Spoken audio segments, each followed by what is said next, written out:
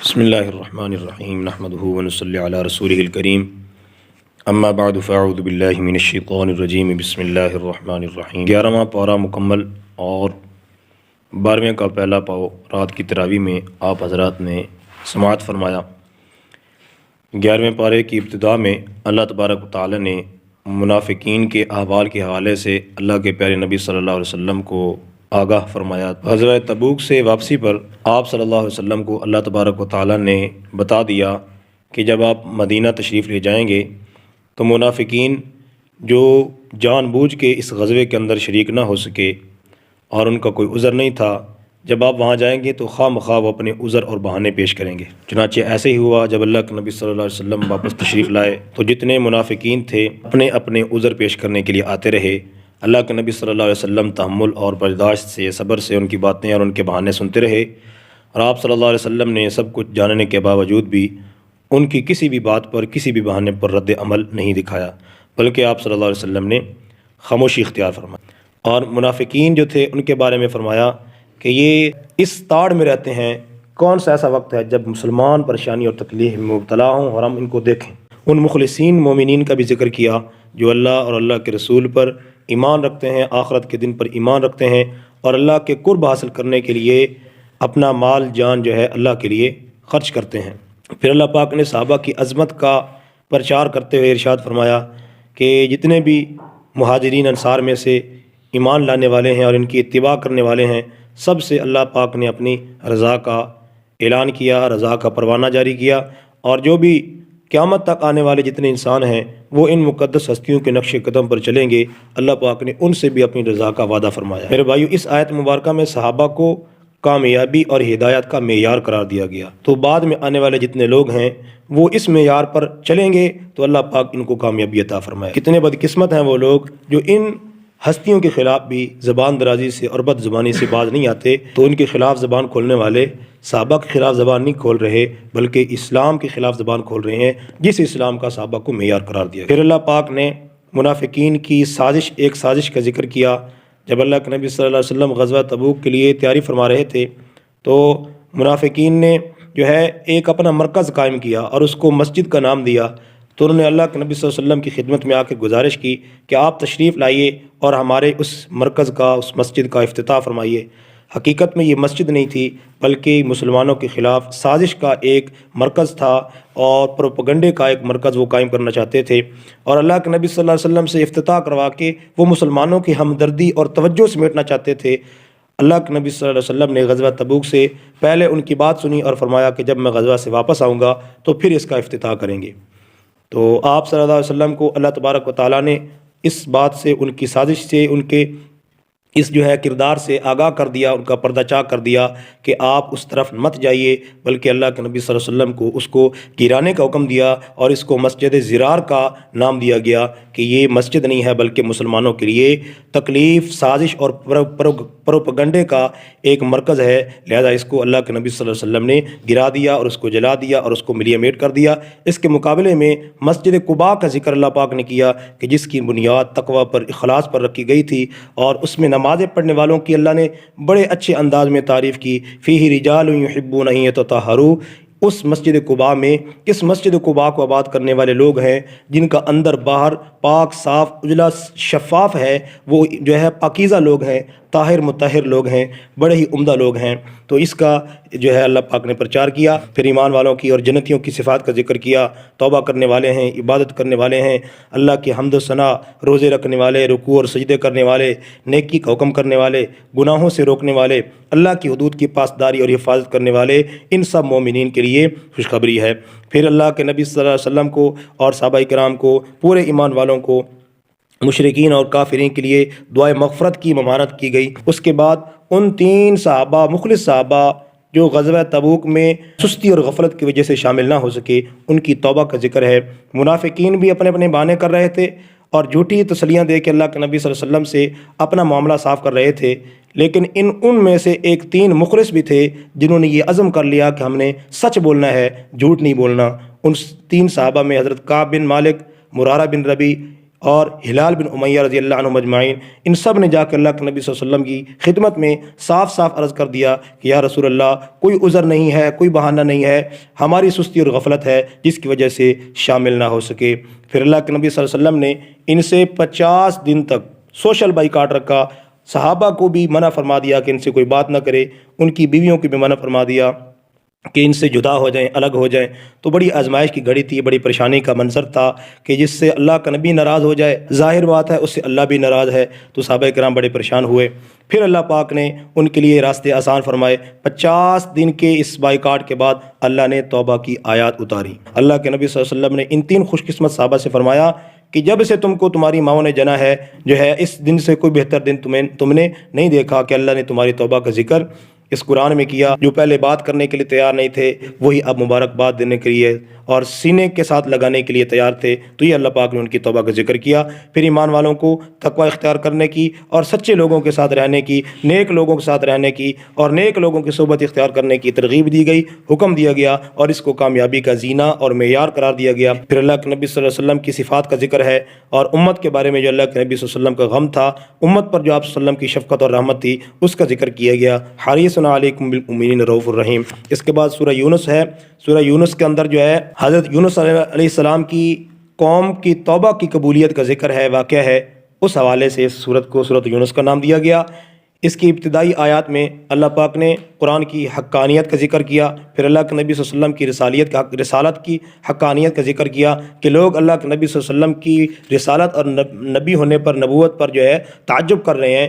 تو یہ کوئی تعجب کی بات نہیں ہے، آپ صلی اللہ علیہ وسلم سے پہلے امتیں بھی گزری ہیں، پہلے اللہ کے نبی اور انبیاء بھی گزرے ہیں، تو آپ صلی اللہ علیہ وسلم کا نبی ہونا کوئی عجیب بات نہیں ہے۔ اور پھر کہا گیا کہ جو آخرت کے دن پر ایمان نہیں رکھتے، دنیا کی زندگی ہی ان کا اوڑھنا بچھونا ہے، وہ اسی پر مطمئن ہو کے بیٹھے ہیں اور ہماری آیات سے غافل ہیں، اولئک مأواہم النار بما کانوا یکسبون، ایسے لوگوں کا ٹھکانہ جہنم ہے۔ اور جو ایمان لے کے آئے، اعمال صالح کرتے رہے، ایمان کے ساتھ ہدایت کے راستے پر، رب کے بتائے ہوئے راستے پر چلتے رہے، ان کا ٹھکانہ جنت ہے اور وہ جنت کے اندر خوشی خوشی زندگی گزاریں گے۔ پھر جو ہے اللہ پاک نے جو ہے ان کفار کا ذکر کیا جو کفار اللہ کے نبی صلی اللہ علیہ وسلم سے قرآن پاک کے بدلنے کا اور احکام بدلنے کا حکم عرض کرتے تھے اور کہتے تھے کہ اس قرآن کو بدل دو۔ اللہ کے نبی صلی اللہ علیہ وسلم نے اپنا کردار ان کے سامنے پیش کیا کہ تم اس کو جھوٹ کیسے کہہ سکتے ہو اور اس قرآن کا انکار کیسے کر سکتے ہو جب کہ میں نے تمہارے اندر اپنی زندگی کا ایک بہت عرصہ گزارا ہے، کیا تم نے مجھے کبھی پہلے جھوٹ بولتا دیکھا ہے؟ جو میں اب اللہ کی ذات پر جھوٹ بولوں گا، میں نے تو کبھی کسی بندے کے سامنے کسی بندے پر کوئی جھوٹ نہیں بولا، اللہ پر میں کیسے جھوٹ بول سکتا ہوں؟ تو اس بات سے ان کو دعوت دی، ان کو پیغام حق سنایا۔ انسانی زندگی کو پانی کے ساتھ جو ہے تشبیہ دی کہ آسمان سے پانی اترتا ہے، اس پانی سے کھیتوں کو سیراب کیا جاتا ہے، پھر کھیتی پیدا ہوتی ہے، فصل پک جاتی ہے، پکنے کے بعد وہ جو ہے ختم ہو جاتی ہے، یوں لگتی ہے جیسے تھی نہیں۔ تو انسان کی زندگی کی یہی حالت ہے کہ انسان پہلے بچپن میں پیدا ہوتا ہے، پھر جوانی میں قدم رکھتا ہے، پھر بڑھاپے میں چلا جاتا ہے، پھر موت کی آغوش میں آ کے قبر میں سلا دیا جاتا ہے۔ ایک دن آتا ہے کہ بابا جی کا نام نشان مٹ جاتا ہے، کوئی اس کو یاد کرنے والا نہیں ہوتا۔ تو یہ انسان کی زندگی کی حقیقت ہے جس سے اللہ پاک نے انسان کو آگاہ کیا۔ پھر جو ہے اللہ تعالیٰ نے زمین و آسمان کے اندر جو ہے ایک سوالیہ انداز میں فرمایا کہ زمین و آسمان سے رزق کے دروازے تمہارے لیے کون کھولتا ہے، سماعت بصارت کا مالک کون ہے، زندہ کو مردے سے، مردہ کو زندے سے نکالنے والا کون ہے، تمام امور کی تدبیر کرنے والا کون ہے۔ تو یہ وہ باتیں تھیں جن کو کفار بھی مانتے تھے۔ اللہ پاک نے ان سے سوالی انداز میں کہا کہ جب یہ ساری باتیں تم اقرار کرتے ہو تو پھر ایک اکیلے اللہ کے سامنے کیوں نہیں جھکتے، اسی کو اپنا کرتا دھرتا کیوں نہیں سمجھتے، اسی کے سامنے دامن اور جھولی کیوں نہیں پھیلاتے۔ تو اس بات سے اللہ پاک نے ان کو جو ہے آگاہ کیا۔ قرآن پاک کی عظمت کے حوالے سے ذکر کیا گیا کہ یہ قرآن ظاہری اور باطنی تمام بیماریوں کی شفا ہے، دلوں کی بیماریوں کا، روحانی بیماری ہو، جسمانی بیماری ہو، اور ایمان والوں کی ہدایت اور رحمت کا ذریعہ ہے۔ اور یہ وہ اللہ کا فضل ہے، وہ اللہ کی رحمت ہے جس اللہ کی رحمت سے ایمان والوں کے چاہیے کہ فائدہ اٹھائیں۔ یہ وہ بہترین خزانہ ہے، اس خزانے سے بہتر ہے جس کو دنیا والے جمع کر رہے ہیں۔ پھر ایمان والوں کا ذکر ہوا، اللہ کے دوستوں کا، اولیاء اللہ کا ذکر ہوا کہ ان پر کوئی خوف اور کوئی غم نہیں ہوگا جو نیک اعمال کرتے ہوئے ایمان قبول کرنے کے بعد تقوی اور پرہیزگاری والی زندگی اختیار کرتے ہیں اور گناہوں والی زندگی سے کنارہ کشی اختیار کرتے ہیں۔ لہم البشریٰ فی الحیات الدنیا و فی الآخرہ، دنیا کی زندگی میں بھی خوشخبری ہے، آخرت کی زندگی میں بھی خوشخبری ہے، دنیا میں بھی کامیابی کا پروانہ ہے، آخرت میں بھی کامیابی کا پروانہ ہے۔ پھر اللہ پاک نے حصی اور شرعی تکوینی دلائل بیان کرنے کے بعد، عقلی نقلی دلائل بیان کرنے کے بعد، ان سابقہ قوموں کے واقعات بطور تنبیہ کے ذکر فرمائے کہ ان کی تباہی اور ان کے عذاب سے اس قوم کے لوگ بھی، قیامت تک آنے والے لوگ بھی عبرت حاصل کریں۔ نوح علیہ السلام کا ذکر ہوا، ان کی قوم کی تباہی کا ذکر ہوا، پھر جو ہے موسیٰ علیہ السلام اور ہارون علیہ السلام اور فرعون کی ہلاکت کا ذکر ہوا۔ اس کے بعد جو ہے حضرت یونس علیہ السلام جس کے حوالے سے جو ہے سورت کا نام بھی رکھا گیا۔ یونس علیہ السلام اپنی قوم کو بار بار دعوت دیتے رہے، لیکن قوم کے لوگوں نے حق بات سننے اور ماننے سے انکار کیا۔ یونس علیہ السلام نے اللہ کے عذاب کی اطلاع ان کو دی، اور اللہ کا فیصلہ آنے سے پہلے ہی یونس علیہ السلام نکل گئے۔ بعد میں اللہ پاک کی جانب سے ان پر آزمائش بھی آئی، تو قوم کے لوگوں نے جب عذاب کو آتے دیکھا تو فوراً میدان میں نکلے، اللہ کے سامنے گر گڑائے، توبہ کی، معافی مانگ لی۔ اللہ پاک نے ان کی توبہ کو قبول کر لیا اور عذاب ان سے ٹل گیا، اس کا ذکر کیا گیا۔ اس کے بعد جو ہے سورہ ہود کا تذکرہ ہے۔ یہ سورۃ ہود جو ہے، اس میں قرآن پاک کی حقانیت کا ذکر کیا گیا اور قرآن پاک کے حق ہونے کی، کھلے دلائل ہونے کا تذکرہ کیا گیا۔ اس کے بعد جو ہے انسان کی معیشت کا مسئلہ حل کیا گیا۔ وما من دابۃ فی الارض الا علی اللہ رزقها، اس کائنات پر چلنے والی جتنے بھی چوپائے ہیں، جاندار ہیں، سب کی روزی کا ذمہ اللہ پاک نے لے رکھا ہے۔ تو اس بات کا ذکر فرمایا اور جو ہے اس بات سے آگاہ کیا کہ جس دنیا کی خاطر انسان دوڑ دھوپ کرتا ہے اور جس دنیا کی خاطر انسان اللہ سے غافل ہو جاتا ہے، شرعی تعلیمات سے غافل ہو جاتا ہے، اس کا ذمہ تو اللہ پاک نے خود لے رکھا ہے۔ تو ہاں، اسباب کا جو ہے اختیار کرنا، اس میں کوئی عیب نہیں ہے۔ دنیا کو اللہ پاک نے دارالاسباب بنایا ہے، تو دنیا کمانے کے لیے اسباب اختیار کرنا، دوڑ دھوپ کرنا، شرعی حدود میں رہتے ہوئے اور دین کے اندر رہتے ہوئے، یہ کوئی عیب والی چیز نہیں ہے، بلکہ اس کا تو حکم کیا گیا حلال رزق کمانے کا۔ ممانعت تب آتی ہے جب دنیا دین کے سامنے غالب آ جائے اور ہماری ترجیحات دین کی بجائے دنیا کی طرف زیادہ متوجہ ہو جائے، تو اس چیز سے ممانعت کی گئی۔